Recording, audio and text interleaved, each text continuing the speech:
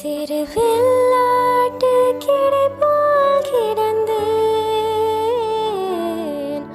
உம் நிழலில் என் தஞ்சம் கொண்டேன். உயர்மலையோ சமவெளியோ இரண்டிலும் நீரே என் தேவன். உயர்மலையோ சமவெளியோ இரண்டிலும் நீரே என் தேவன்.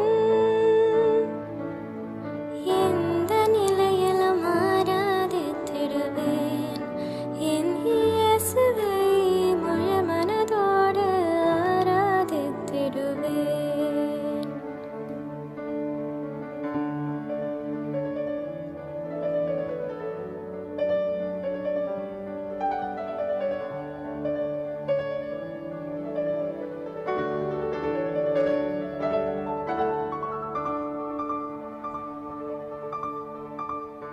ஏற்றமாய் தோன்றும் பாதைகளில் எல்லாம் பின்னிலே தாங்கிடும் உள்ளங்கை அழகு. சறுக்கலாய் தோன்றும் பாதைகளில் எல்லாம் பின்னலாய் தாங்கிடும் உம் விரல்கள் அழகு. நான் எந்த நிலையற்றாலும் என்னை விட்டு போகாமல் இருப்பதெல்லாம் அழகு. நான் எந்த நிலையற்றாலும் என்னை விட்டு போகாமல் இருப்பதெல்லாம் அழகு. வீட்டு கொடுக்காத பேரழகு. உயர்மலையோ சமவெளியோ இரண்டிலும் நீரே என் தேவன். உயர்மலையோ சமவெளியோ இரண்டிலும் நீரே என் தேவன். எந்த நிலையிலும் ஆராதித்திடுவேன் என் இயேசுவை, முழு மனதோடு ஆராதித்திடுவேன். கர்த்தருக்குள் மிகவும் அன்பான சகோதர சகோதரிகளே, இந்த அருமையான வேதத்தை வாசிக்கலாம் வாங்க என்ற செய்தியின் வழியாக உங்களை சந்திப்பதிலே பெருமகிழ்ச்சி அடைகிறேன். கர்த்தருடைய கிருபையினாலே நாம் 1 சாமுவேல் புத்தகம் வரைக்கும் நாம் படிக்க, அதை பற்றி தியானிக்க கர்த்தர் தந்த கிருபைகளுக்காய் நன்றி செலுத்துகிறேன். பிரியமானவர்களே, இந்த நாளிலே நாம் 1 சாமுவேல் புத்தகத்தை நாம் வாசித்துக் கொண்டு வருகிறோம். 1 சாமுவேல் புத்தகத்தை 3 பெரும் பிரிவுகளாக பிரிக்கலாம். முதலாவது சாமுவேல், இரண்டாவது சவுல், மூன்றாவது தாவீது. அவர்களை பற்றிய காரியங்களை நாம் பார்த்து கொண்டு வருகிறோம். இன்றைய நாளிலும் நாம் தாவீது, மூன்றாவது பெரும்பகுதியான தாவீதை நாம் பார்த்து கொண்டு வருகிறோம். இந்த தாவீது என்கிற இந்த மூன்றாவது பெரும் பகுதியானது 4 சிறு பிரிவுகளாக பிரிக்கப்பட்டுள்ளது என்று சொல்லி பார்த்தோம். முதலாவது என்னவென்றால், பிரியமானவர்களே, முதலாவது தாவீது அபிஷேகிக்கப்படுதல், இரண்டாவதாக தாவீது கோலியாத்தை வெல்லுதல், மூன்றாவதாக தாவீதின் உபத்திரவங்கள், நான்காவதாக சவுலின் மரணம் என்ற 4 சிறு பிரிவுகளாக தாவீது என்ற பகுதியை பிரிக்கலாம் என்று சொல்லி பார்த்தோம். இது அதிகாரம் 16 முதல் 31 அதிகாரங்கள் வரைக்கும் உள்ளது. நாம் தாவீது அபிஷேகிக்கப்படுதல் என்ற பகுதியை பார்த்துவிட்டோம். தாவீது கோலியாத்தை வெல்லுதல் என்ற பகுதியும் பார்த்துவிட்டோம். இன்றைய நாளிலே தாவீதின் உபத்திரவங்கள் அதிகாரம் 18 முதல் 30 அதிகாரங்கள் அடங்கியதாக உள்ளது. அந்த பகுதியை நாம் இப்பொழுது பார்க்க போகிறோம். பிரியமானவர்களே, எல்லோரும் நோட்டு புத்தகத்தையும் பேனாவையும் வேதாகமத்தையும் எடுத்துக்கொள்ளுங்கள். இப்பொழுது நாம் தாவீதின் உபத்திரவங்கள் பற்றி பார்க்க போகிறோம். பிரியமானவர்களே, இதை தாவீதின் உபத்திரவங்கள் என்று சொல்வதை விட எனக்கு இதுக்கு பொருத்தமான சவுலின் அட்டகாசங்கள் என்ற தலைப்பே மிகவும் பொருத்தமாக இருக்கும் என்று தோன்றுகிறது. ஏனென்றால் சவுல் எப்படியெல்லாம் அவர் தாவீதை துன்புறுத்துகிறார், அவரது அட்டகாசங்கள் அடங்கிய பகுதிகள் தான் இந்த பகுதிகள். இதை நாம் ஒவ்வொன்றாக பார்க்க போகிறோம். இன்றைய நாளில் கூட பிரியமானவர்களே, கிட்டத்தட்ட ஒரு 5 சவுலினுடைய அட்டகாசங்களை நாம் பார்க்க போகிறோம். எடுத்துக்கொள்ளுங்கள் பிரியமானவர்கள், உங்கள் வேதாகமத்தை எடுத்துக்கொள்ளுங்கள். அவருடைய அட்டகாசங்கள் முதலாவது நாம் பார்க்கிற பொழுது, ஏன் சவுல் இப்படியாக ஒரு கொடுமைக்காரராக மிகவும் மோசமானவராக இருந்தார் என்று சொல்லி நாம் பார்க்கிற பொழுது அதற்கு முக்கியமான காரணம் போன வீடியோவிலே நான் சொல்லி இருந்தேன். உங்களுக்கு அது ஞாபகம் இருக்கிறதா? அதிகாரம் 18 எடுத்துக்கொள்ளுங்கள். 1 சாமுவேல் அதிகாரம் 18 7வது வசனம், 8வது வசனம், 9வது வசனம். அந்த ஸ்திரீகள் ஆடி பாடுகையில் சவுல் கொன்றது 1000, தாவீது கொன்றது 10000 என்று முறையாக பாடினார்கள். அந்த வார்த்தை சவுலுக்கு விசனமாய் இருந்தது. அவன் மிகுந்த எரிச்சல் அடைந்து, தாவீதுக்கு 10000, எனக்கோ 1000 கொடுத்தார்கள், இன்னும் ராஜாங்க மாத்திரம் அவனுக்கு குறைவாய் இருக்கிறது என்று சொல்லி அந்நாள் முதல் கொண்டு சவுல் தாவீதை காய் மகாரமாய் பார்த்தான். பிரியமானவர்களே, தாவீது யாரை கொன்றான்? கோலியாத்தை கொன்றான். கோலியாத்தை கொன்றதுக்கு அப்புறம் எல்லா வீரர்களும், இஸ்ரவேல் வீரர்களும் பெலிஸ்தர்களை தொடர்ந்து சென்று அவர்களை எல்லாம் அநேகரை அவர்களை கொன்றார்கள். பிரியமானவர்களே, ஒரு 4-5 பட்டணங்களையும் அவர்கள் கைப்பற்றினார்கள். அவர்கள் அந்த வழியாக போய் எல்லாரையும் அவர்கள் கொண்டார்கள் என்று சொல்லி பார்க்கிறோம். அதனாலே பிரியமானவர்களே, தாவீதும் சவுலும் வந்த பொழுது எல்லா பட்டணங்களிலிருந்தும் இஸ்ரவேல் மக்கள் வந்து அதிலே பெண்கள் எல்லாரும் சவுல் கொன்றது 1000, தாவீது கொன்றதோ 10000 என்று சொல்லி பாடினார்கள். இது இப்படி இருந்தது, சவுலுக்கு மிகவும் விசனமாக இருந்தது. அது மட்டுமல்ல, அவர் என்ன சொன்னார்னா, தாவீதுக்கு 10000 கொடுத்தாங்க, எனக்கோ 1000 மாத்திரம் கொடுத்தாங்க, இன்னும் ராஜாங்க மாத்திரம் தான் பாக்கி இருக்கிறது என்று சொல்லி அவர்களே என்ன சொன்னாங்க. இவர் மிகவும் விசனப்பட்டார். யாரு? சவுல். அதற்கு அப்புறமாக பார்த்தீர்கள் என்றால் அந்நாள் முதற்கொண்டு சவுல் தாவீதை காய் மகாரமாய் பார்த்தான் என்று சொல்லி பார்த்தோம். காய் மகாரமாய் என்றால் வெறுப்போடு, பொறாமையோடு, கொலை வெறியோடு அவன் பார்த்தார் என்று சொல்லி பார்க்கிறோம். பிரியமானவர்களே, இந்த காரணத்தினால்தான் சவுல் அநேக அட்டகாசங்களை புரிந்தார். அதாவது தாவீதுக்கு பல உபத்திரவங்களை கொடுத்தார். பல நேரங்களிலே அவரை கொலை செய்ய முயன்றார். பிரியமானவர்களே, இதிலே தாவீதை நீங்கள் பார்த்தீர்கள் என்றால் அவர் என்ன செய்தார்? சவுலுக்கு விரோதமாக ஒன்றும் செய்யவில்லை. சவுலுக்காக அவர் என்ன செய்தார் என்றால், இந்த நாட்டிற்காக கோலியாத்தை என்ன செய்தார்? வென்று அவர்களுக்கு உதவி செய்தார். அப்படி உதவி செய்தவரை ஏன் இவர் பகைத்தார் என்றால், மக்கள் சொன்ன வார்த்தை இவருக்கு விசனமாக இருந்தது. பிரியமானவர்களே, அதாவது மனிதர்களுடைய வார்த்தைகள் நம்மை பாதிக்க கூடாது. மனிதர்கள் என்ன சொல்லுகிறார்கள் என்பது நமக்கு முக்கியமல்ல. நம்முடைய வாழ்க்கையிலே தேவாதி தேவன் என்ன நினைக்கிறார், அவருடைய மனது எப்படி இருக்கிறது, அவர் என்னை பற்றி என்ன நினைக்கிறார், அவர் என்னை பற்றி என்ன சொல்ல நினைக்கிறார், அல்லது அவருடைய பார்வையிலே நான் எப்படி இருக்கிறேன், அவருக்கு பிரியமானவளாக இருக்கிறேனா என்று மட்டும்தான் நான் பார்க்க வேண்டும். பிரியமானவர்களே, உலகில இருக்கக்கூடிய ஒவ்வொருவரும் ஒவ்வொரு கருத்துக்களை சொல்வார்கள். நம்மை பார்க்கிறவர்கள் கருத்து சொல்வார்கள், கூட பிறந்தவர்கள் பல கருத்துக்கள் சொல்வார்கள், அல்லது ஒவ்வொரு நண்பர்கள் பல கருத்துக்களை சொல்வார்கள். நாம் எல்லாவற்றையும் நமக்கு எடுத்துக்கொண்டு நாம் என்ன செய்யக்கூடாது? அதையே நாம் பெரிதாக எடுத்துக்கொண்டு நாம் செயல்பட முடியாது. எனவே இந்த மக்கள் பாடின பொழுது சவுல் தாவீதை பகைக்க வேண்டும் என்று இல்லை, அவர்கள் உண்மையைத்தான் பாடினார்கள். ஆனால் சவுலோ என்ன நினைத்தார் என்றால், அவர்கள் தன்னை புகழ வேண்டும், அவர்கள் தன்னை புகழாமல் தாவீதை புகழ்ந்தார் என்று சொல்லி அவர் மீது பொறாமை கொண்டார். பிரியமானவர்களே, இந்த பொறாமை என்பது மிகவும் ஒரு பாவமாக இருக்கிறது. இது சாத்தானுடைய குணமாக இருக்கிறது.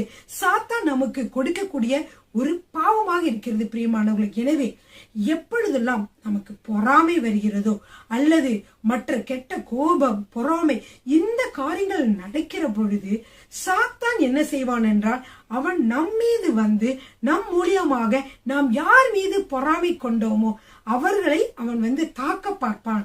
எனவே நாம் யார் மீது பொறாமை வைத்திருக்கிறோமோ அந்த ஒரு ஊழியர் மீதோ அல்லது நம் உறவினர் மீதோ யார் மீதோ சாத்தான் அவர்களை தாக்க முடியாது. ஆனால் பொறாமை கொண்ட மனிதர்கள் மூலமாக உடனே என்ன செய்வான்? சாத்தான் அந்த பொறாமை கொண்டவர்கள் மீது இறங்கி விடுவான். பிரியமானவர்களே, அவர்கள் மூலமாக மற்றவர்களை தாக்க பார்ப்பான்.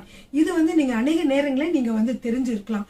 நீங்க பார்த்தீர்கள் என்றால், அநேக ஊழியக்காரர்கள் மீது பொறாமை கொண்ட மனிதர்கள் மூலமாக அவர்களை தூத்துவது, அவர்களை குறைவாக பேசுவது, இகழ்வாக பேசுவது போன்ற பல காரியங்களை சாத்தான் அவர்களை கொண்டு நிகழ்த்துவதை பார்க்கிறோம். பிரியமானவர்களே, எனவே இங்கும் பாருங்கள், சவுல் மீது ஒரு பொல்லாத ஆவி இறங்கி அந்த ஆவி என்ன செய்கிறது என்றால், தாவீதை கொல்ல பார்க்கிறது.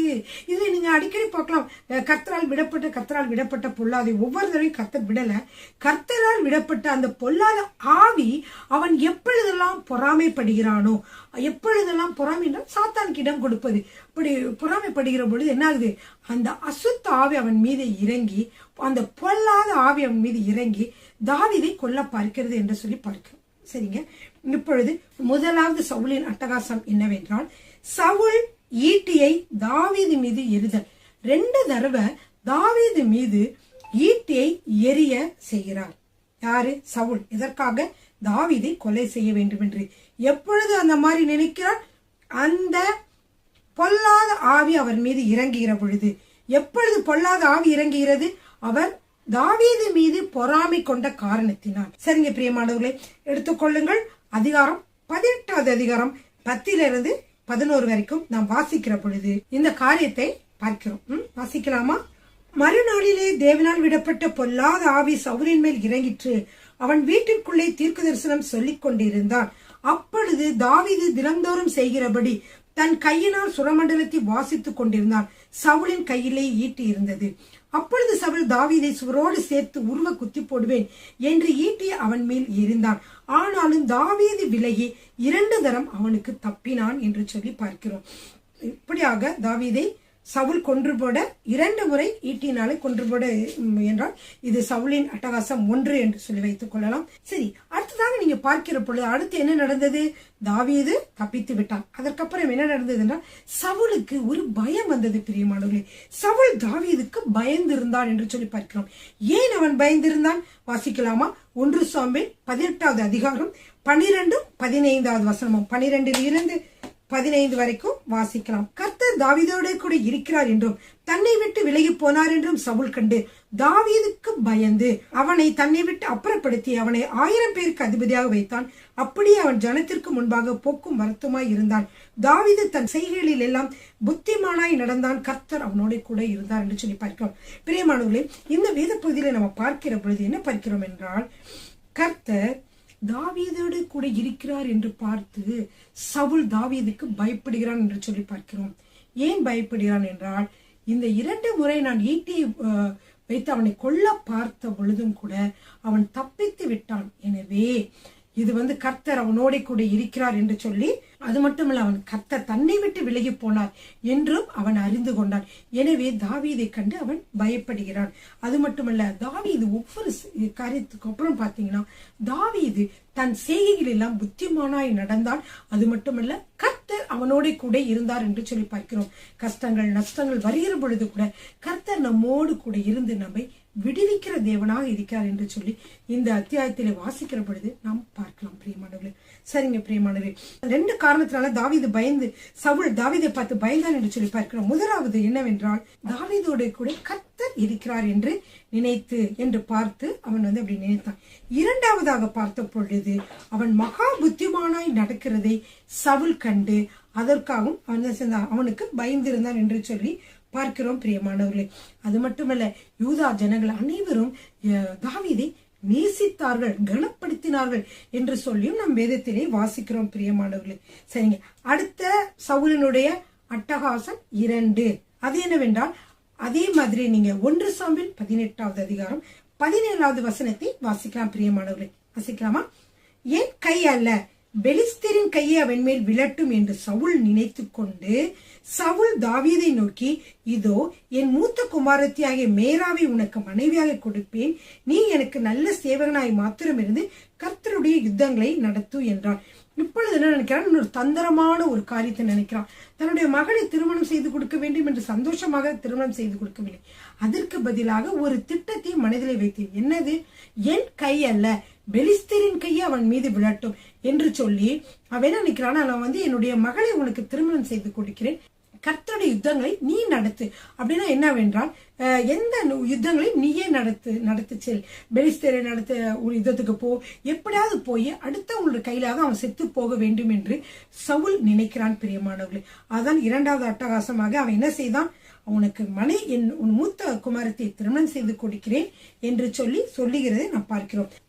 ஏன் அவன் குமாரத்தியை கல்யாணம் முடிச்சு தரேன்னு சொல்றான்னா, பாத்தீங்கன்னா 21வது வசனம் அதிகாரம் 18:21. அவள் அவனுக்கு கன்னியாயிருக்கவும் பெலிஸ்தரின் கை அவன் மேல் விழவும் அவளை அவனுக்கு கொடுப்பேன் என்று எண்ணுகிறான் என்று சொல்லி பார்க்கிறோம். சரிங்க பிரியமானவர்களே, இந்த காரியத்தை நம்ம 17வது வசனம் முதல் 25 வசனம் வரைக்கும் நம்ம அதை வாசிக்கலாம். அப்பொழுது தாவீது சவுலை பார்த்து, ராஜாவுக்கு மருமனாகிறது எம்மாத்திரம், என் ஜீவன் எம்மாத்திரம், இஸ்ரவேலிலே என் தகப்பன் வம்சம் எம்மாத்திரம் என்றார். நான் எப்படி உங்களுக்கு மருமகனா வர்றது? நான் அந்த அளவுக்கு எனக்கு தகுதி இல்லையே, என்னுடைய குடும்பத்தாருக்கும் தகுதி இல்லையே, என்னுடைய தகப்பன் குடும்பமும் தகுதி இல்லையே, நானும் தகுதி இல்லையே என்று சொல்லி அவன் தன்னைத்தானே தாழ்த்துகிறான். ஆனா உண்மையில என்ன நடக்குதுன்னா, தாவீதுக்கு அந்த மூத்த பெண் மேராவை கல்யாணம் பண்ணி கொடுக்கிறேன்னு சொன்னா, ஆனா அந்த காலம் வந்த பொழுது அவள் மேகாலத்தியனாகிய ஆதரியலுக்கு மனைவியாக கொடுக்கப்பட்டாள். சவுலின் குமாரத்தியாகிய மேராப் தாவீதுக்கு கொடுக்கப்படும் காலம் வந்தபோது அவள் மேகோலாத்தியனாகிய ஆதரியலுக்கு மனைவியாக கொடுக்கப்பட்டாள். அடுத்ததாக பாத்தீங்கன்னா, வேற ஒருத்தவங்களுக்கு அந்த மூத்த மகளை கல்யாணம் பண்ணி கொடுத்துட்டாங்க. ஆனாலும் தாவீது அதை பத்தி கவலைப்படல. அடுத்த வசனத்துல 20வது வசனத்துல பாத்தீங்கன்னா, சவுலின் குமாரத்தியாகிய மீகாள் தாவீதை நேசித்தாள். அது சவுலுக்கு அறிவிக்கப்பட்ட போது அது அவனுக்கு சந்தோஷமா இருந்தது. அவள் அவனுக்கு கன்னியாயிருக்கவும் பெலிஸ்தரின் கை அவள் மேல் விழவும் அவளை அவனுக்கு கொடுப்பேன் என்று சவுல் எண்ணி தாவீதை நோக்கி, நீ என்னுடைய 2ஆம் குமாரத்தியினால் இன்று எனக்கு மருமகனாவாய் என்றான். பின்பு சவுல் தன் ஊழியக்காரை பார்த்து, நீங்கள் தாவீதோட ரகசியமாய் பேசி, இதோ ராஜா உண்மையில் பிரியமாயிருக்கார், அவருடைய ஊழியக்காரர் எல்லோரும் உண்மை நேசிக்கிறார்கள், இப்பொழுதும் நீர் ராஜாவுக்கு மருமகனானால் நலம் என்று சொல்லுங்கள் என்று கற்பித்தான்.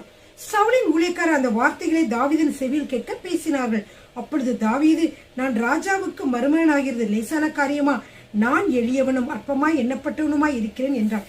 தாவீது இன்னபடி சொன்னான் என்று சவுலின் ஊழியக்காரர் அவனுக்கு அறிவித்தார்கள். அவன் எதுக்காக சொல்றானா, அந்த அளவுக்கு எனக்கு தகுதி இல்லை, எப்படி அந்த அளவுக்கு ராஜாவுடைய மகளுக்கு நான் திருமணம் பண்ற அளவுக்கு எப்படி பரிசுத்தை கொடுக்க அப்படின்னு சொல்லி அவன் நினைக்கிறான். அப்போ சவுல் சொல்றாரு, அப்பொழுது சவுல், ராஜா பரிசத்தை விரும்பாமல் பெலிஸ்தியரின் 100 நுனித்தோள்களினால் ராஜாவின் சத்துருக்களிடத்தில் பழிவாங்க விருப்பமாயிருக்கிறார் என்று தாவீதுக்கு சொல்லுங்கள் என்றான். தாவீதை பெலிஸ்தரின் கையினால் விலப்பண்ணுவதே சவுலுக்கு எண்ணமாயிருந்தது. அவன் ஊழியக்காரர் தாவீதுக்கு இந்த வார்த்தைகளை சொன்ன போது ராஜாவுக்கு மருமகனாயிரு தாவீதுக்கு பிரியமாயிருந்தது. தாவீதுக்கு ராஜாவுக்கு மருமகனாக பிரியமாயிருந்தது. அப்ப சவுல் என்ன சொன்னாரு, 100 பெலிஸ்தனுடைய நுனித்தோளினாலே நீ எனக்கு கொடுத்து இவ்வளவு கல்யாணம் முடிச்சுக்கலாம் அப்படின்னு சொல்றாரு. அப்ப என்ன ஆகுதுன்னா, அப்படி என்ன அர்த்தம், 100 பெலிஸ்தரை கொல்ல வேண்டும், அவர்கள் நுனித்தோளை எடுக்க வேண்டும், எடுத்து கொண்டு வர வேண்டும். அப்படிப்பட்ட ஒரு பெரிய ஒரு காரியத்தை, ஒரு சாகசத்தை என்ன செய்கிறார் இந்த சவுல் தாவீதுக்கு கொடுக்கிறார் என்று சொல்லி நம்ம பார்க்கிறோம் பிரியமானவர்களே. இது அவர் 2வதாக அவர் செய்கிற காரியம். அப்படி செய்து சொன்ன பொழுது தாவீது என்ன செய்தார் என்று சொல்லி பார்க்கலாமா? தாவீது அதை நிறைவேற்றினாரா? பிரியமானவர்களே, அவர் நிறைவேற்றினார். தாவீது அதை எப்படி நிறைவேற்றினார் என்று சொல்லி 1 சாமுவேல் 18வது அதிகாரத்திலே 26, 27 வசனங்களை நாம் பார்க்கிறோம் பிரியமானவர்களே. அவன் ஊழியக்காரர் தாவீதுக்கு இந்த வார்த்தைகளை சொன்ன போது ராஜாவுக்கு மருமகனாகிறது தாவீதுக்கு பிரியமாயிருந்தது. அப்ப என்ன செய்தார் தெரியுமா? அதற்கு குறித்த நாட்கள் நிறைவேறும் முன்னே தாவீது எழுந்து தன் மனுஷரை கூட்டிக் கொண்டு போய் பெலிஸ்தரில் 200 பேரை வெட்டி அவர்கள் நுனித்தோலை கொண்டு தான் ராஜாவுக்கு மருமனாகும்படிக்கு அவைகளை ராஜாவுக்கு எண்ணி செலுத்தினான். அப்பொழுது சவுல் தன் குமாரத்தியாகிய மீகாளை அவனுக்கு மனைவியாக கொடுத்தான். 2வது முறையாக சவுல் என்ன நினைக்கிறார் என்றால், கர்த்தர் தாவீதோடு இருக்கிறார் என்று சவுல் கண்டறிந்து கொண்டான். சவுலின் குமாரத்தியாகிய மீகாளும் அவனை நேசித்தாள் என்று சொல்லி பார்க்கிறோம் பிரியமானவர்களே. சரி, அடுத்தது பாருங்க, இந்த ஆவி அவன் கூட இருக்குது இந்த சவுலுக்கு. ஆனா சவுல் பல காரியங்களை செய்யறான். ஆனாலும் அவனுக்கு தாவீதுக்கு பயந்திருந்தார். கர்த்தர் தாவீதோடு இருக்கிறார் என்று சவுல் கண்டிருக்கிறார். வசனத்துல வாசிக்கலாமா? 18வது அதிகாரம் 28வது வசனம். கர்த்தர் தாவீதோடு இருக்கிறார் என்று சவுல் கண்டறிந்து கொண்டான். சவுலின் குமாரத்தியாகிய மீகாளும் அவனை நேசித்தாள். ஆகையால் சவுல் இன்னும் அதிகமாய் தாவீதுக்கு பயந்து தான் உயிரோடு இருந்த நாளெல்லாம் தாவீதுக்கு சத்துருவாய் இருந்தான். ஆனா பெலிஸ்தருடைய பிரபுக்கள் புறப்படுகிற போதெல்லாம் தாவீது சவுலுடைய ஊழியக்காரர் எல்லாரையும் பார்க்கும் புத்திமானாய் நடந்து கொண்டான். அவன் பேர் மிகவும் கனம் பெற்றது. இப்ப தாவீதோட கர்த்தர் கூட இருக்கிறார். கர்த்தர் கூட இருக்கிறதுனாலே தாவீது புத்திமானாய் நடந்து கொண்டான் என்று சொல்லி பார்க்கிறோம். புத்திமானாய் நடந்து கொள்கிறதுனாலும் கர்த்தர் கூட இருப்பதனாலும் சவுல், அதாவது தாவீதோட பகைஞனாய் இருந்த அந்த சவுல் தாவீதை பார்த்து பயந்தான் என்று சொல்லி பார்க்கிறோம். பிரியமானவர்களே, இதுதான் நம்முடைய வாழ்க்கையிலும் நடக்க வேண்டும். கர்த்தர் நம்மோடு கூட இருக்கிற பொழுது நம்முடைய சத்துருக்கள் நம்மை பார்த்து பயப்படுவார்கள். கர்த்தர் நம்மோடு கூட இருக்கிற பொழுது நாம் புத்திமானாய் நடந்து கொள்வோம். ஏனென்றால் பரிசுத்த ஆவியானவர், நமக்குள் இருக்கிற பரிசுத்த ஆவியானவர் நம்மை வழி நடத்தி செல்கிறார். பிரியமானவர்களே, இதை செய்ய வேண்டும், இதை செய்யக்கூடாது, இது செய்தால் உனக்கு ஆபத்து, இந்த ஆபத்திலிருந்து நீ எப்படி தப்பித்துக் கொள்ளலாம் என்று பல காரியங்களை கர்த்தர் பரிசுத்த ஆவியானவர் நம்மோடு சொல்லிக்கொண்டே இருக்கிறார். பிரியமானவர்களே, எனவே நாம் கர்த்தர் நம்மோடு இருப்பாரானால் நம்முடைய வாழ்க்கை மிகவும் பிரகாசமானதாக, வெற்றி உள்ளதாக, பகைஞர்கள் கண்டு நம்மை கண்டு பயப்படும்படியான ஒரு சூழ்நிலையை கர்த்தர் நமக்கு கொடுப்பார். ஹல்லேலூயா, ஆமென். சவுலின் அட்டகாசம் 3. ஓகே, அடுத்தது பாருங்க, 1 சாமுவேல் 19:1 எடுத்துக்கொள்ளுங்கள். 1 சாமுவேல் 19வது அதிகாரம் 1வது வசனம். தாவீதை கொன்று போடும்படிக்கு சவுல் தன் குமாரனாகிய யோனத்தானோடும் தம் ஊழியக்காரர் எல்லோரோடும் பேசினார். இது அடுத்தது என்ன செஞ்சான், என்ன செஞ்ச பார்த்தா ஈட்டியெல்லாம் வச்சு கொல்ல பார்த்தான், தப்பிச்சுட்டான். அடுத்ததாக திருமணத்துக்காக மகளை கொடுக்கறேன்னு சொல்லிட்டு நீ போய் பெலிஸ்தரோட யுத்தம் பண்ணணும், 100 நுனித்தோல் கொண்டுட்டு வான்னு சொல்லும் போது அதனால அவன் செத்துருவான்னு நினைச்சான். அதுல அவன் சாகாம பிழைச்சிட்டான். அதுக்கடுத்து 3வதாக என்ன செய்யறான், யோனத்தானோடும் மற்ற ஊழியர்களோடும் ஆலோசனை பண்ணுகிறான். எப்படியாவது தாவீதை கொன்று போட வேண்டும் என்று ஆலோசனை பண்ணுகிறதை பார்க்கிறோம். பிரியமானவர்கள், உடனே யோனத்தானும் தாவீதும் ஃப்ரெண்டா இருக்காங்க இல்லையா, ரொம்ப ஃப்ரெண்ட்ஸ். அதனால யோனத்தான் உடனே அதை தாவீதுக்கு அறிவித்தான் என்று சொல்லி நாம் பார்க்கிறோம். பிரியமானவர்களே, அதற்கு அப்பொழுது அறிவித்தான் என்று சொல்லி பார்க்கிறோம், வசிக்கலாம். அதற்கப்புறமாக என்ன நடக்குது என்றால், யோனத்தான் சவுலுக்கு புத்தி சொல்கிறார், சவுல் அதற்கு பதில் சொல்கிறார். இதை அடுத்த அதிகாரங்களை பார்க்க போகிறோம். 1 சாமுவேல் 19வது அதிகாரம் 1வது வசனத்தை வாசிக்கலாம். தாவீதை கொன்று போடும்படிக்கு சவுல் தன் குமாரனாகிய யோனத்தானோடும் தன் ஊழியக்காரர் எல்லோரோடும் பேசினான். அப்ப இந்த மாதிரி அவர் எல்லாரோடும் பேசின உடனே யோனத்தான் என்ன செய்தான், அதை போய் தாவீதிடம் அறிவித்து விட்டார். அறிவித்துட்டு நீ எங்கேயாவது பத்திரமாய் இருங்க, எங்கேயாவது மரபான இடத்துல ஒளிந்து கொண்டிருங்க, உங்களை கொல்ல வேண்டும் என்று அவங்க இது தகப்பன் சொல்றாரு.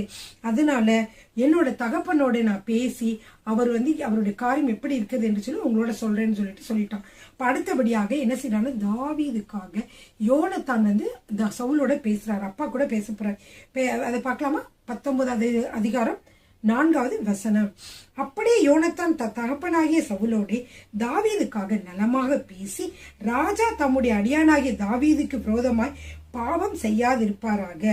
அவன் உமக்கு விரோதமாக பாவம் செய்யவில்லை, அவன் செய்கைகள் உமக்கு மெத்த உபயோகமாய் இருக்கிறதே. அவன் தன் பிராணனை தன் கையிலே வைத்துக் கொண்டு அந்த பெலிஸ்தரை கொன்றதினாலே கர்த்தர் இஸ்ரவேலுக்கெல்லாம் பெரிய ரட்சிப்பை கட்டளையிட்டதை நீர் கண்டு சந்தோஷப்பட்டீரே. இப்பொழுதும் முகாந்திரம் இல்லாமல் தாவீதை கொல்லுகிறதினால் குற்றமில்லாத இரத்தத்திற்கு விரோதமாய் நீர் பாவம் செய்வானேன் என்றான். பிரியமானவர்களே, இப்படியாக சவுலுக்கு யோனத்தான் என்ன செய்கிறார், அறிவுரையை சொல்லுகிறார்.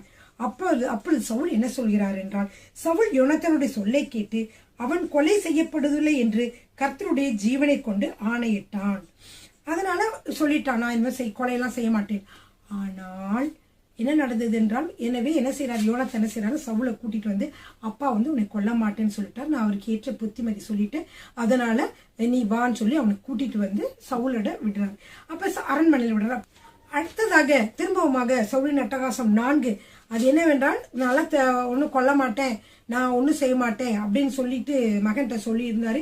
கர்த்தருடைய ஜீவனை கொண்டு ஆணையிட்டார். ஆனால் பொல்லாத ஆவி அவன் மீது வந்த பொழுது திரும்பவுமாக வீட்டுக்குள்ளே பாதுகாப்பு என்று நினைத்து கொண்டு அரண்மனைக்கு வந்த தாவீதை என்ன செய்தார் என்றால், திரும்பவுமாக ஈட்டியால் கொல்ல பார்த்தார்.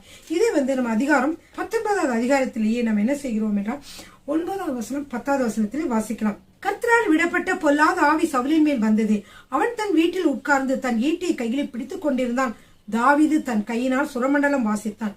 அப்பொழுது சவுல் தாவீதை ஈட்டியினாலே சுவரோடு சேர்த்து உருவ குத்தி போட பார்த்தான். ஆனாலும் இவன் சவுலுக்கு விலகினதினாலே அவன் எரிந்த ஈட்டி சுவரிலே பட்டது. தாவீதோ அன்று ராத்திரி ஓடி போய் தன்னை தப்புவித்துக் கொண்டான். இப்படியாக 4வது சவுலின் அட்டகாசத்தில் இருந்தும் தாவீது தப்பித்துக் கொண்டார். திரும்ப என்ன செஞ்சாரு, இந்த மாதிரி ஈட்டியை வந்து குத்த வந்ததுனால அவர் என்ன செய்தாரு, தாவீது தப்பித்து விட்டார் என்று சொல்லி பார்க்கிறோம். அடுத்ததாக பிரியமானவர்களே, 5வதான சவுலின் அட்டகாசம் பார்க்கலாமா? இது 1 சாமுவேல் 19 அதிகாரம் 11வது வசனத்திலிருந்து 17வது வசனம் வரைக்கும். இப்ப என்ன நடக்குது என்றால், தாவீது மீகாலோட ஒரு வீட்டுல குடியிருக்கிறான்.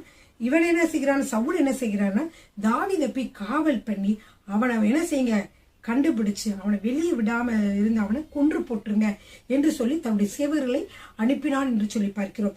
இதுதான் அவனுடைய 5வது சவுலின் அட்டகாசம், அதாவது தாவீதை கொல்ல சவுல் எடுக்கிற 5வது முயற்சியாக இருக்கிறது. வாசிக்கலாமா? 1 சாமுவேல் 19வது அதிகாரம் 11 - 17 வரைக்கும் இதை வாசிக்கலாம். முக்கியமான விஷயம், அது ரொம்ப சுவாரஸ்யமான விஷயம் கூட. தாவீதை காவல் பண்ணி மறுநாள் காலமே அவனை கொன்று போடும்படிக்கு சவுல் அவன் வீட்டிற்கு சேவகரை அனுப்பினான்.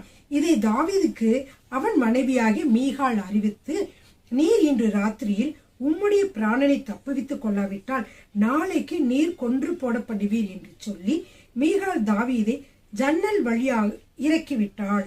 அவன் தப்பி ஓடி போனான். மீகாளோ ஒரு சுரூபத்தை எடுத்து கட்டிலின் மேல் வைத்து அதன் தலைமாட்டிலே ஒரு வெள்ளாட்டு தோலை போட்டு துப்பட்டினாலே மூடி வைத்தான்.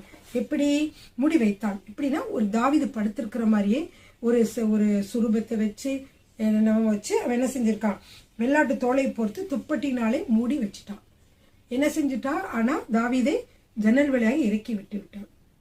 ஆனால் இப்பொழுது சேவகர்கள் வீட்டிற்கு வருகிறார்கள். தாவீதை கொண்டு வர சவுல் சேவகரை அனுப்பின பொழுது அவர் வியாதியாய் இருக்கிறார் என்றார். அப்பொழுது தாவீதை பார்க்கிறதற்கு சவுல் சேவகரை அனுப்பி அவனை கொன்று போடும்படி கட்டிலோடு அவனை என்னிடத்திற்கு எடுத்துக்கொண்டு வாருங்கள் என்றான். சேவகர் வந்தபோது இதோ சுரூபம் கட்டிலின் மேலும் வெள்ளாட்டு தோல் அதன் தலைமாட்டிலும் கிடக்க கண்டார்கள். அப்பொழுது சவுல், நீ இப்படி என்னை ஏய்த்து என் பகைஞனை தப்ப விட்டு அனுப்பினது என்ன என்று மீகாளிடத்தில் கேட்டான். மீகாள் சவுலை நோக்கி, என்னை போகவிடு, நான் உன்னை ஏன் கொல்ல வேண்டும் என்று அவர் என்னிடத்தில் சொன்னார் என்றாள். இப்படியாக திரும்பவுமாக சவுல் வந்து என்ன செய்கிறார், 5வது முறையாக தாவீதை கொல்ல வருகிறார் என்று சொல்லி பார்க்கிறோம். முதல்ல தாவீதை வர சொன்னாங்க. வர சொல்லும் பொழுது மீகாள் சொல்லிட்டா, அவருக்கு வியாதியா இருக்கிறான்னு சொன்னா, வியாதியா இருக்கிறாங்க, அப்புறம் கட்டிலோடு தூக்கிட்டு வாங்கன்னு சொல்லி சேவகரை அனுப்பினார்கள். அப்பொழுது அங்கு இல்லை, தாவீது அங்கே இல்லை என்று சொல்லி பார்க்கிறோம். இப்படியாக தாவீது 5வது முறையில் தப்பித்து விட்டார் என்று சொல்லி பார்க்கிறோம். பிரியமானவர்களே, சரிங்க. அடுத்ததாக தாவீது எப்படி தப்பித்து சென்றார், அவர் தப்பித்து எங்கே சென்றார் என்று சொல்லி பார்க்கலாமா?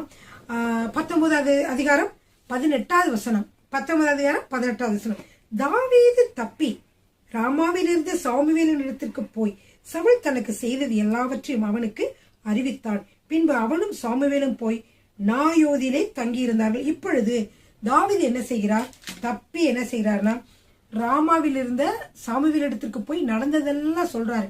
அப்போ சாமுவேலும் தாவீதும் சேர்ந்து அந்த ராமாவில் இருந்து இன்னொரு இடத்துல போய் அவங்க தங்கி இருக்கிறாங்க. அது என்ன இடம், நாயோது அப்படின்னு ஒரு இடம் இருக்கு. அந்த நாயோதிலே போய் என்ன செய்கிறார், அவங்க இருவரும் தங்கி இருக்கிறார்கள் என்று சொல்லி பார்க்கிறோம். பிரியமானவர்களே, அடுத்ததாக காரியங்களை வந்து நம்ம அடுத்த வீடியோல பார்ப்போம். 5 முறை வந்து சவுல் வந்து தாவீதை தாக்க வந்தான் என்று சொல்லி பார்க்கிறோம். அப்படி சவுல் வந்து தாக்க வருகிற பொழுதும் அது எல்லாவற்றிலிருந்தும் தாவீது தப்பித்து பிழைத்தார் என்று சொல்லி பார்க்கிறோம். தேவனுடைய கிருபையினாலே அவர் தப்பி பிழைத்தார். பிரியமானவர்களே, அடுத்த செய்தியிலே நாம் வந்து மற்ற காரியங்களே நாம் பார்க்கலாம். பிரியமானவர்களே, ஹல்லேலூயா, ஆமென்.